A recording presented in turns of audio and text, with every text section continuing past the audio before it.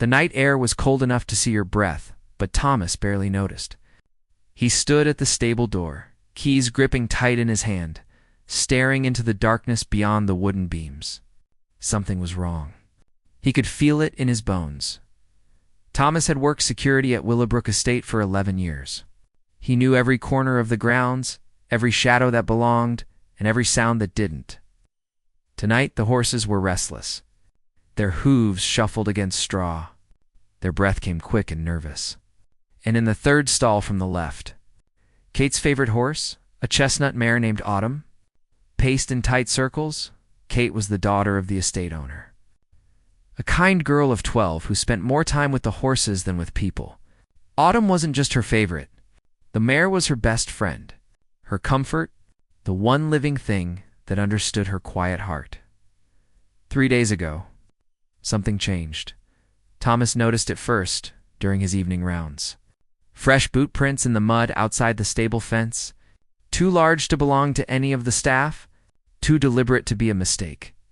He reported it to his supervisor, who brushed it off as a trespasser cutting through the property. But Thomas didn't believe in coincidences. The next night, the lock on the stable door had been tampered with.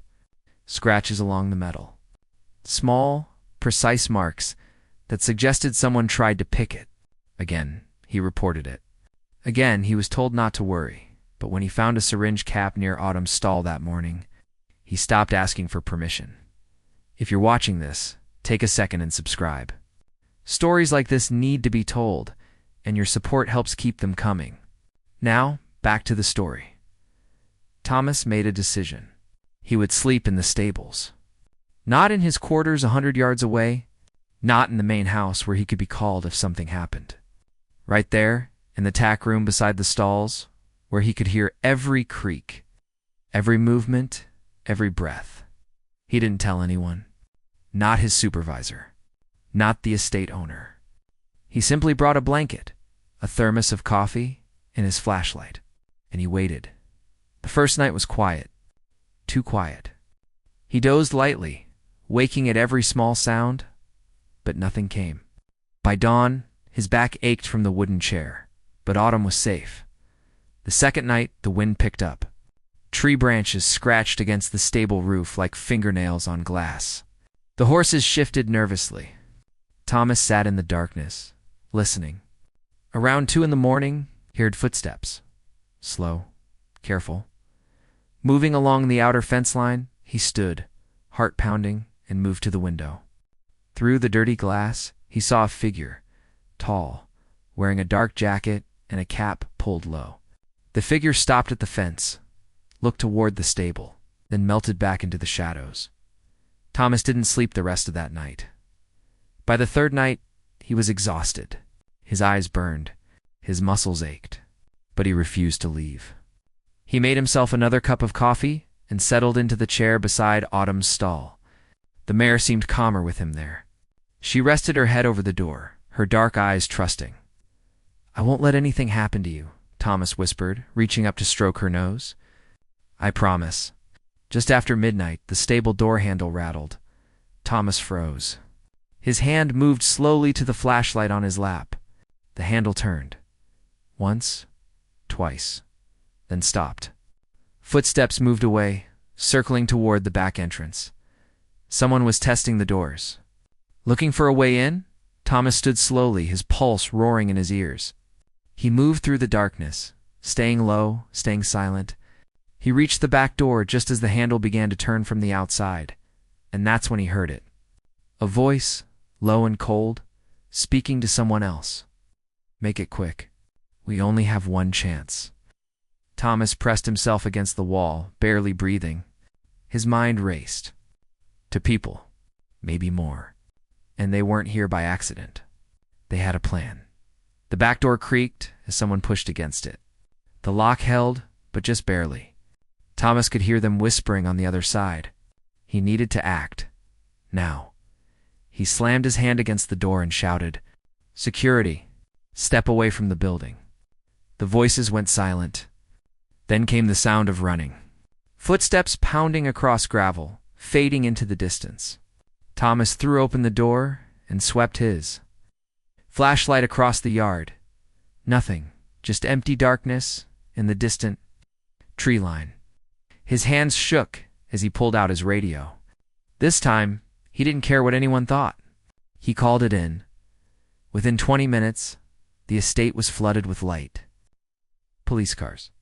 Security personnel. The estate owner, Mr. Harrison, arrived in his robe, his face tight with worry, and behind him, clutching his arm, was Kate. Her eyes were wide and frightened as she looked toward the stables. "Is Autumn okay?" she asked, her voice small. Thomas nodded. "She's safe, I promise." The police searched the grounds but found nothing. No suspects. No evidence except boot prints and the tampered locks Thomas had already reported. They took statements, asked questions, but without catching anyone in the act, there was little they could do. They promised to increase patrols and told Thomas he'd done the right thing. But as the officers left and the lights dimmed, Thomas felt no relief. Whoever those people were, they'd been close. Too close. And they'd spoken about one chance like they had a deadline. Mr. Harrison pulled Thomas aside as the sun began to rise. "I owe you an apology," he said quietly. "I should have listened when you first reported the prints. You may have saved that horse's life." "I'm not sure I saved anything yet, sir," Thomas replied. "They'll try again. Then what do you suggest?" Thomas looked back at the stables, where Kate stood beside Autumn's stall, her hand stroking the mare's neck. "I stay close. I keep watch. And we figure out why someone wants that horse." "Why would anyone want Autumn?" Mr. Harrison asked. "She's not a racehorse. She's not worth a fortune. She's just a gentle mare." That was the question Thomas couldn't answer. Autumn wasn't famous. She wasn't expensive. She was simply a beloved companion to a young girl. What could anyone possibly gain from taking her, or worse? Over the next day, Thomas did some digging. He called contacts from his years in security. He asked questions around town, and slowly a picture began to form. 2 weeks earlier, Mr. Harrison had won a court case against a former business partner named Victor Crane. The case had been bitter, public. Crane lost everything: his reputation, his money, his future. He'd stood outside the courthouse and shouted threats before being dragged away by his lawyer. "I'll make you feel what loss really means," he'd said. Thomas found the court transcripts online. He read through the details, his stomach sinking with every page. Victor Crane wasn't just angry. He was vindictive. And he knew exactly how to hurt Mr. Harrison where it mattered most. Through his daughter, Thomas returned to the estate and found Mr. Harrison in his study. He laid out everything he'd learned. The timeline, the motive, the threats. "Crane wants revenge," Thomas said. "And he knows Kate loves that horse more than anything. If something happens to Autumn, it destroys Kate. And if Kate is destroyed, so are you." Mr. Harrison's face went pale.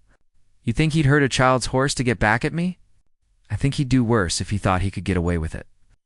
They called the police again. This time the officers listened. They pulled records on Victor Crane, tracked his recent movements, and discovered he'd been seen in the area 3 times in the past week. Despite a restraining order that required him to stay away, but knowing who was behind the threat didn't make it easier to stop. Crane was careful. He used intermediaries, people who owed him favors or feared him. The police could watch him, but they couldn't arrest him without proof. So Thomas made another decision. He would stay in the stables every night until this was over. Not just sitting in the tack room, actually sleeping there between Kate and whatever danger Crane sent next. Mr. Harrison offered to hire more security, to install cameras and alarms. Thomas agreed to the cameras, but he refused to leave his post. "Cameras can be cut," he said. "Alarms can be bypassed. But a man who cares? That's harder to get past." That night, Thomas set up a cot in the tack room. Kate brought him a pillow and a blanket, her eyes still worried but grateful. "Thank you for protecting Autumn," she whispered. "Protecting both of you," Thomas replied as Kate left with her father. Thomas settled in for another long night. The new cameras blinked red in the corners. The locks had been reinforced. But he knew none of it mattered if he wasn't there to act when the moment came. and deep down he knew that moment was coming soon. For nights passed in tense silence. Thomas barely slept. Every sound made him reach for his flashlight. Every shadow through the window made his heart race. But nothing happened. No footsteps. No voices. No attempts on the doors. The cameras showed only the usual night creatures. Foxes passing through, an owl hunting in the trees, empty gravel paths, and still fences. It was almost worse than the danger. The waiting. The not knowing. On the fifth night, Kate came to the stables after dinner. She sat on a hay bale outside Autumn's stall, her legs swinging, her face serious. "My dad says Mr. Crane hates us," she said quietly. Thomas looked up from checking the locks. "Your dad told you about that?" "I heard him talking to the police." Kate reached through the stall bars to touch Autumn's nose. "He said Mr. Crane might try to hurt Autumn to make Dad sad." "Is that true?" Thomas knelt beside her. He'd always believed in honesty, especially with children. They knew when adults were hiding things, and it only made them more afraid. He said, "That's true, but that's why I'm here. That's why we have cameras and new locks. That's why I'm not going anywhere until this is over." "What if he comes when you're asleep?" "Then Autumn will wake me. Horses know when something's wrong. She'll tell me." Kate looked at him with eyes too old for her age. "You're a good person, Thomas," he smiled. "So are you. Now go inside. It's getting cold." She left reluctantly, looking back twice before disappearing into the main house. Thomas watched her go, feeling the weight of responsibility settle heavier on his shoulders. This wasn't just about protecting property. It was about protecting a child's innocence, her trust in the world, her belief that good people could keep bad things away. He couldn't fail. That night, the temperature dropped. Frost formed on the stable windows. Thomas wrapped himself in 2 blankets and kept the thermos of coffee close. The horses were quiet, their breath misting in the cold air. Autumn stood in her stall, head lowered, resting around 3 in the morning. Thomas finally dozed off. Not deep sleep, just that thin layer where you're still half aware of your surroundings. His body needed it. Days of tension had worn him down to nothing. He woke too. Autumn's whinny, sharp, urgent, afraid. Thomas was on his feet before his eyes fully opened. He grabbed his flashlight and moved to the stall. Autumn was pressed against the far wall, ears flat, eyes rolling white. "Easy, girl," he whispered. "What is it?" Then he smelled it. Smoke. His blood went cold. He spun toward the door and saw wisps of gray creeping under the frame. Not thick. Not yet. But enough to know something was burning outside. Thomas ran to the door and threw it open. Flames licked up the side of the stable's exterior wall, fed by something that burned hot and fast. Gasoline. Someone had poured gasoline along the base and lit it. His mind went blank with panic for one terrible second. Then training kicked in. He hit the fire alarm on the wall, sending sirens screaming across the estate. He grabbed the fire extinguisher from its mount and ran outside.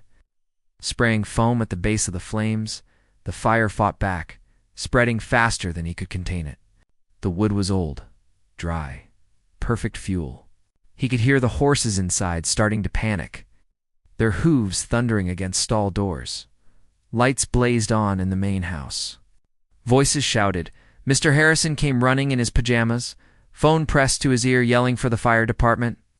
Other staff members appeared with more extinguishers, with buckets, anything they could find. But Thomas wasn't thinking about the fire anymore. He was thinking about the horses. 8 horses trapped inside a burning building. He dropped the extinguisher and ran back through the smoke. The air inside was already thick and choking. The horses screamed in terror, kicking at their stall doors. Thomas went to the first stall and threw the bolt, swinging the door wide. Out. Go. Run. The horse needed no encouragement. It bolted past him into the night. Thomas moved to the next stall, then the next. His eyes burned. His lungs screamed for clean air. But he kept moving, kept opening doors, kept shouting at the terrified animals to flee. Autumn was last. She stood frozen in her stall, too afraid to move even with the door open. Thomas grabbed her halter and pulled. "Come on, girl. Kate needs you alive. Move." The mention of Kate's name seemed to reach her. Autumn's eyes focused. She took one step, then another. Then she was running, Thomas right behind her, both of them bursting out of the stable into the cold night air just as part of the roof collapsed behind them. Thomas fell to his knees, coughing violently. Hands pulled him away from the building. Someone wrapped a blanket around his shoulders. Someone else pressed an oxygen mask to his face. But all he could see was the stable burning flames reaching toward the sky. Everything he'd tried to protect going up in smoke. The fire department arrived and brought the blaze under control. But the damage was done. Half the stable was destroyed. The rest was smoke-damaged and unsafe. The horses scattered across the property would need to be rounded up, but they were alive. All of them. Every single one, as dawn broke over the ruined building. Thomas sat on the ground, still coughing, still shaking. Mr. Harrison knelt beside him. "You saved them," he said. "All of them." "You're a hero." Thomas shook his head. "I failed. I let him get close enough to do this. You didn't fail. You were here. You acted. Without you, every horse in that building would be dead." Kate appeared then, running across the lawn in her nightgown and boots. She saw Autumn standing with the other horses in the paddock and burst into tears of relief. Then she saw Thomas covered in soot and ash and ran to him. She didn't say anything. She just wrapped her arms around his neck and held on. And Thomas, exhausted and heartbroken, held her back. The police arrived with the sunrise. They photographed the damage, collected samples of the accelerant, questioned everyone who'd been on the property. The lead detective, a woman named Sarah Chen, spent 20 minutes with Thomas, taking detailed notes about everything he'd seen and heard. "This was attempted arson," she said. "And given the restraining order already in place, we have enough to bring Victor Crane in for questioning." But Thomas knew questioning wasn't the same as arresting. Crane was smart. He'd have an alibi. He'd have distance between himself and whoever actually lit the match. And even if they could prove he ordered it, the legal process would take time. Time Crane could use to try again. The horses were moved to a neighboring property temporarily. All except Autumn. Mr. Harrison insisted she stay close, in a temporary shelter erected near the house where security could watch her every second. Kate refused to leave her side, sitting in the straw beside the mare. Stroking her neck and whispering soft reassurances, Thomas watched them through the window of the main house, like a cup of coffee untouched in his hands. He'd showered and changed, but the smell of smoke still clung to his skin. Every breath reminded him of how close they'd come to disaster. "You need to rest," Mr. Harrison said, appearing beside him. "I can't. Not yet. Thomas, you haven't slept properly in a week. You nearly died last night. You need to heal. Try again." Thomas turned to face him. "Crane won't stop. This wasn't about destroying the stable. It was about terrifying Kate. About making her watch something she loves burn. He failed, so he'll escalate." Mr. Harrison's face was grim. "The police are watching him. Police can't be everywhere, and he's proven he can work around them." Thomas set down his coffee. "I need to talk to him." "Absolutely not. You're not going anywhere near that man. Someone has to. Someone has to look him in the eye and make him understand that he can't win this." Mr. Harrison started to argue, but Detective Chen appeared in the doorway. Her expression was dark. "You brought Crane in," she said. "He's got an alibi for last night. Claims he was at a hotel 2 hours away. The hotel confirms he checked in yesterday afternoon and didn't leave until this morning. He hired someone," Thomas said. "Probably. But we can't prove it. Not yet. And his lawyer is already threatening harassment charges." She sighed. "We're doing everything we can, but without catching someone in the act, or finding evidence that directly connects Crane to the fire, our hands are tied." Thomas felt rage building in his chest. The system was failing. The rules that were supposed to protect people were protecting the wrong person. Kate was terrified. The horses had nearly died. and Victor Crane was walking free because he'd been careful enough to keep his hands clean. "Then I'll handle it," Thomas said quietly. "Thomas? No." Detective Chen stepped forward. "I know you're frustrated, but if you do anything illegal, you'll be the one in handcuffs. Don't give him that satisfaction." She was right. Thomas knew she was right. But knowing didn't make the helplessness any easier to bear. Over the next 2 days, the estate felt like a prison. Private security patrolled constantly. The temporary shelter where Autumn stayed was watched every moment. Kate wasn't allowed outside without supervision. The joy had been sucked out of everything, replaced by fear and suspicion. Thomas stayed close to Kate and Autumn, sleeping in shifts with other security personnel. He barely spoke, barely ate. His mind was consumed with one question. How do you stop someone who's willing to use others to do his dirty work? On the 3rd day, something unexpected happened. A man appeared at the estate gates asking to speak with Mr. Harrison. He was young, be 25, with nervous eyes and hands that wouldn't stop shaking. Security called the house, and Mr. Harrison agreed to meet him in the front parlor with Thomas present. The young man's name was Danny. He worked odd jobs around town. And 3 days ago, he'd been approached by someone offering him $5,000 to set a fire at the Willowbrook Estate stables. "I didn't do it," Danny said quickly, his voice cracking. "I told them no. But then I heard about the fire on the news, and I realized they'd just found someone else." "Someone who said yes? Who approached you?" Thomas demanded. "I don't know his name. He found me at a bar. Big guy. Scar on his chin. He said someone was willing to pay good money for a simple job. Light a fire. Walk away. No one would get hurt. Did you see who he was working for?" Detective Chen asked. She'd been called immediately and was taking notes. Danny shook his head. "But I heard him on the phone once. He called someone Mr. C, kept saying Mr. C wants it done by Friday. That was 2 days before the fire. It wasn't proof. Not the kind that would hold up in court. But it was a connection. A thread they could pull." Detective Chen took Danny's statement and left to follow up on the lead.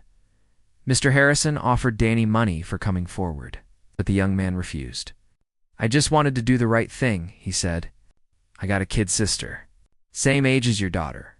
If someone tried to hurt her, I'd want people to help." After Danny left, Thomas stood on the front steps, watching the sun set over the damaged stable. His body ached. His mind was exhausted, but for the first time in days, he felt something like hope. They had a witness. They had a description. They had a phone call. It wasn't much, but it was more than they'd had before. That night, Thomas returned to his post in the temporary shelter. Autumn seemed calmer now, as if she could sense that the worst had passed. Kate sat beside him, drawing pictures of horses in a notebook. "Do you think he'll stop now?" she asked.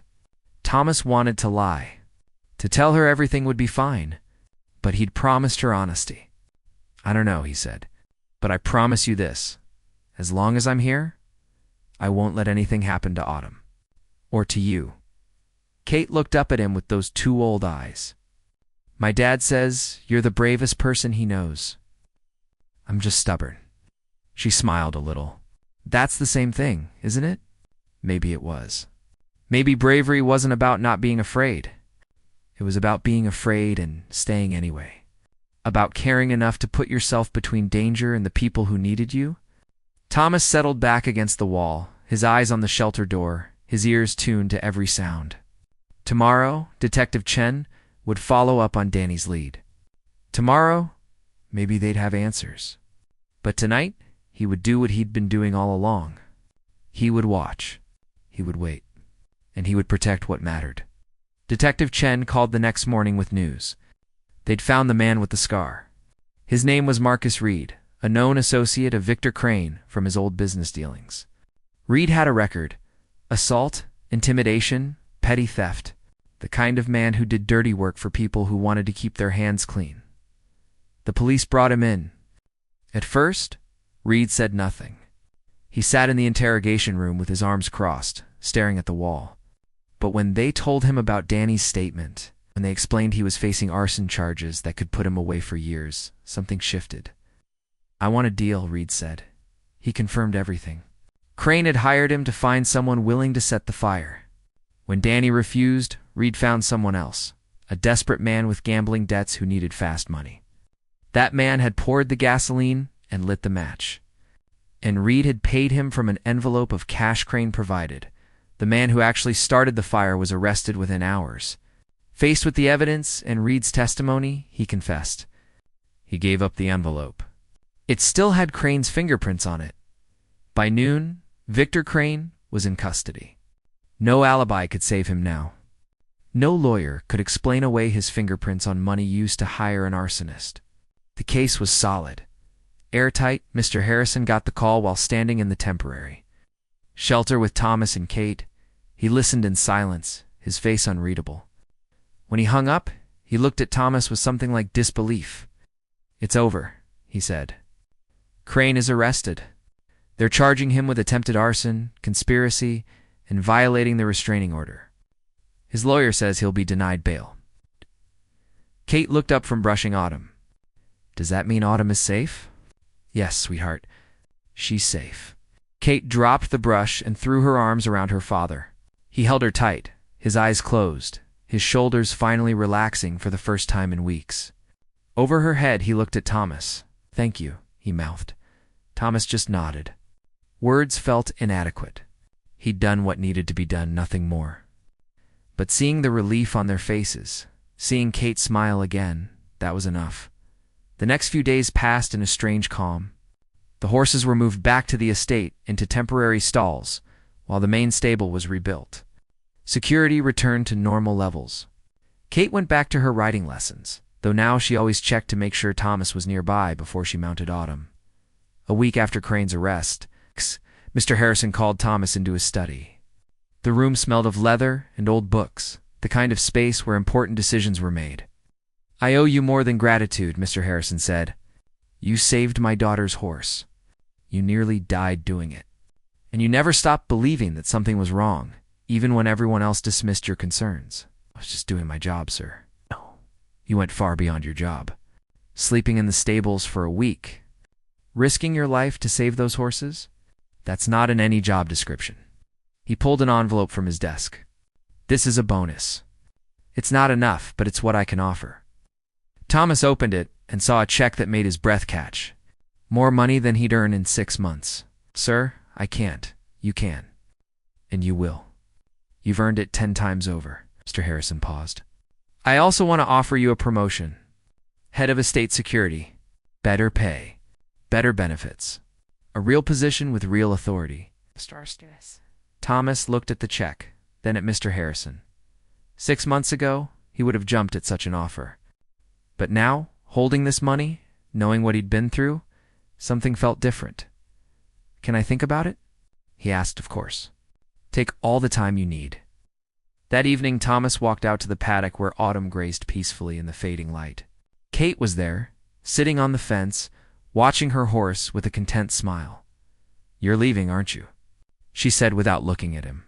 Thomas climbed up to sit beside her. "What makes you think that?" "You have that look. Like you're saying goodbye. Smart kid. Too smart." Thomas sighed. "I don't know yet. Your father offered me a promotion, but you don't want it. It's not that I don't want it. It's just, I've been thinking about what happened, about how close we came to losing everything." He watched Autumn graze, her tail swishing contentedly. "I realized something. I'm good at protecting things, but I'm not sure this is where I'm supposed to be doing it." Kate was quiet for a moment. Then she said, "My mom died when I was 6. Cancer. It happened really fast." Thomas turned to her, surprised. No one had mentioned this. "After she died, I was angry all the time. I didn't want to talk to anyone. I didn't want to be around people. But then Dad got me Autumn, and she was the only one who understood." Kate's voice was soft. "She didn't try to make me feel better. She just let me be sad near her. And slowly, I got less sad. She's a good horse. Ain't. But the reason she's still here is because of you. You didn't have to sleep in the stable. You didn't have to run into a burning building. But you did. Because you cared." Kate finally looked at him. "So wherever you go, Whatever you decide to do, I hope you keep doing that. Caring about things. Protecting them. The world needs more people like you. Ali. Thomas felt his throat tighten. He'd spent a week protecting this girl and her horse, but somehow, she was the one giving him exactly what he needed to hear. Thank you, Kate, he said quietly. They sat together in comfortable silence, watching the sun dip below the hills, painting the sky in shades of gold and pink. Autumn lifted her head and whinnied softly, as if saying goodbye to the day, and Thomas realized that Kate was right. He would leave. Not because he didn't care about the Harrisons or because he was running away, but because there were other places, other people, other animals that needed someone willing to sleep in the stables when danger came calling. Asterisk.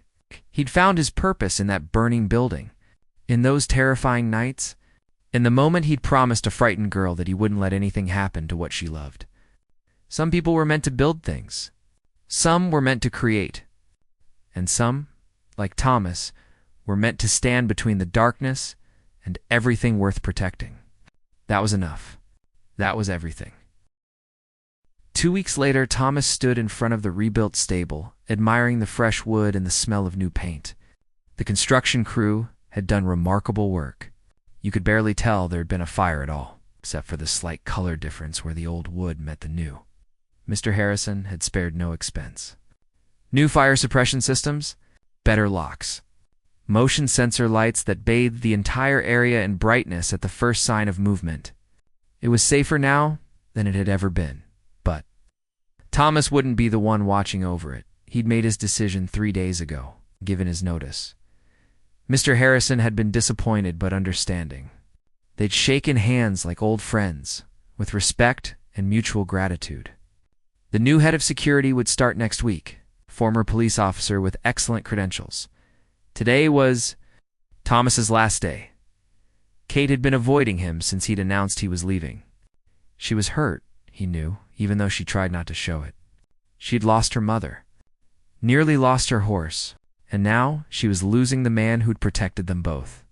It was too much loss for someone so young. He found her in Autumn's new stall, brushing the mare with slow, careful strokes.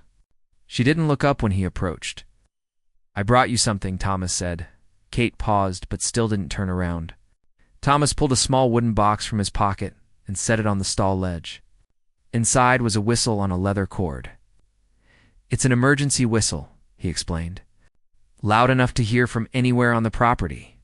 If you ever feel scared, if you ever think something's wrong, you blow this and help will come running. Kate finally looked at the whistle, then at him. Her eyes were red. Why can't you just stay? Because there are other people who need help. Other places where someone like me can make a difference. But what if something happens again? What if another bad person comes? Thomas knelt beside her. Then you use that whistle. And you trust the new security team. And you remember that you're braver than you think. You proved that during the fire. You didn't fall apart. You stayed strong for Autumn. I was only strong because you were there. No, you were strong because that's who you are. He smiled. I just gave you a reason to show it. Kate stared at him for a long moment. Then she picked up the whistle and put it around her neck, tucking it under her shirt. Will you ever come back to visit? She asked. If you want me to, yes. I promise. She nodded slowly, then surprised him by hugging him again, just like she had after the fire. Thank you for saving Autumn, and for being honest with me, and for not treating me like a baby. Thomas hugged her back, feeling that tightness in his throat return. Thank you for reminding me why this work matters. When he finally left the stables, Mr. Harrison was waiting by the main house. They walked together toward Thomas's truck, parked in the circular driveway. I won't try to change your mind, Mr. Harrison said, but I want you to know that you'll always have a place here. If you ever need a job, a reference, or just somewhere to stay, my door is open. I appreciate that, sir. Where will you go? Thomas had been thinking about that question for days. He'd made some calls, reached out to old contacts. There was a wildlife sanctuary 3 hours north that needed security. They had problems with poachers and trespassers. The pay was half what Mr. Harrison offered, but the work mattered. "Somewhere I can do some good," Thomas said. They shook hands one final time. Thomas climbed into his truck and started the engine. As he drove down the long driveway, he looked in the rearview mirror. Kate stood at the stable door, one hand raised in farewell. Beside her, Autumn's head poked over the stall door, ears pricked forward. Thomas raised his hand back. Then he turned onto the main road and drove away from Willowbrook Estate, away from the place where he'd learned what it meant to truly protect something. 3 months passed. Thomas settled into his new job at the wildlife sanctuary. It was different from estate security, quieter, more isolated. But he liked it. He spent his nights patrolling the perimeter, watching for illegal hunters and people who saw animals as commodities rather than lives worth protecting. He thought about Kate and Autumn often, wondered if they were doing okay, if Kate still wore the whistle, if Autumn still paced when storms rolled in. Then one day his phone rang. Unknown number. He almost didn't answer. "Thomas." It was Mr. Harrison's voice. "I hope I'm not interrupting." "Not at all." "Is everything okay?" "Everything's fine. Better than fine, actually. I'm calling because Kate wanted me to. She's participating in a charity writing competition next month to raise money for children's hospitals. It's her first big event." He paused. "She wants you to be there. She says Autumn won't ride well unless you're watching." Thomas smiled. "That horse doesn't need me to ride well." "Maybe not, but Kate does. She still talks about you, about what you taught her, about being brave even when you're scared." Another pause. "Will you come?" Thomas looked out at the sanctuary grounds, at the forest stretching to the horizon. He'd found good work here, important work. But Kate had given him something too that night at the fence. Purpose. Understanding. A reason to believe that protecting things, even small things, mattered in a world that often felt too big and too broken. "Yes," he said. "I'll be there. Thank you, Thomas. Truly." When the day of the competition arrived, Thomas drove the 3 hours back to Willowbrook. The event was held at a local equestrian center, with dozens of riders and hundreds of spectators. He found Kate in the staging area, already mounted on Autumn. Wearing her riding jacket and helmet, her face lit up when she saw him. "You came. I promised, didn't I? I'm so nervous. There are so many people watching." Thomas reached up and adjusted her stirrup, giving her something familiar to focus on. "Remember what we talked about? You're braver than you think, and Autumn knows it. She trusts you, so trust yourself." Kate took a deep breath and nodded. Then she reached under her riding jacket and pulled out the whistle, still on its leather cord. "I wear it every day," she said. "For luck, then you've got all the luck you need." He watched from the fence as Kate and Autumn entered the ring. The course was challenging, with jumps and obstacles designed to test both horse and rider. But Kate sat tall in the saddle, her face set with determination. And Autumn moved like liquid grace, her hooves barely touching the ground. They cleared every jump, navigated every turn. When they crossed the finish line, the crowd erupted in applause. Kate's time was good enough for 3rd place in her age group. But watching her dismount and throw her arms around Autumn's neck, grinning wider than the sky, Thomas knew the placement didn't matter. She'd found her courage, just like she'd helped him find his purpose. Later, as the sun set and families packed up to leave, Kate walked over to where Thomas stood by his truck. "Thank you for coming," she said. "It meant everything. You did great out there. Your mom would be proud." Kate's eyes shimmered. "I think she'd be proud of you too, for what you did for us, for what you're doing now." Thomas knelt down to her level. "Listen to me.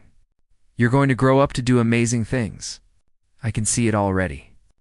And whenever you're scared, whenever you think you can't do something, remember that you're the girl who stayed calm when everything was burning.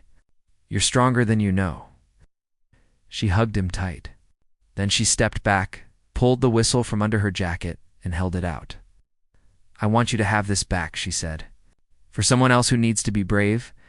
Thomas started to refuse, but something in her eyes stopped him. She was right. The whistle had served its purpose for her. Now it could help someone else. He took it and hung it around his own neck. I'll make sure it goes to someone who needs it. As he drove away from the equestrian center, the whistle heavy against his chest, Thomas thought about the strange path his life had taken, from a security guard sleeping in stables to protect a child's horse, to a sanctuary worker protecting wildlife, to whatever came next. He didn't know where the road would lead, but he knew one thing for certain. Wherever there were things worth protecting, people or animals who needed someone willing to stand in the darkness and say, "Not on my watch," that's where he'd be, because some people were meant to protect. And Thomas had finally accepted that he was one of them.